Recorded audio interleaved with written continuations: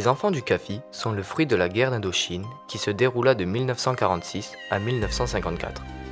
Après la bataille de Dien Bien Phu, les familles tonkinoises furent évacuées vers la Cochinchine où elles vécurent dans des camps militaires pendant 2 ans.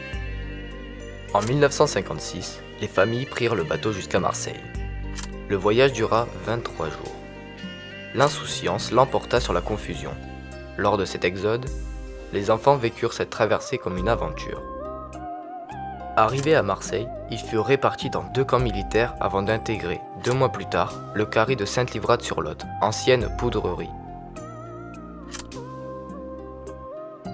Les enfants n'avaient pas conscience de la situation et ne maîtrisaient pas la langue française. Malgré l'urgence, il fallut un certain temps pour que des bâtiments fussent dédiés à l'habitation et à leur instruction. L'intégration se faisait par l'école et par le sport, seul divertissement. Il était interdit aux familles de posséder un téléviseur ou tout autre objet considéré comme un signe extérieur de richesse. Cela était incompatible avec leurs conditions et entraînait l'expulsion du camp.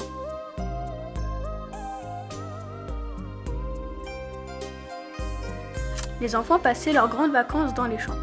Dans les années 70, ils ont pu vivre plusieurs étés dans des camps d'adolescents grâce à l'action de certains organismes comme la CIMAD. À 17 ans, les filles étaient envoyées à Paris dans le but de travailler et de soulager leur famille. Les garçons, eux, étaient pour la plupart destinés à embrasser une carrière militaire. Fonctionnaires, officiers, médecins, malgré les épreuves, les enfants du CAFI sont des symboles de réussite.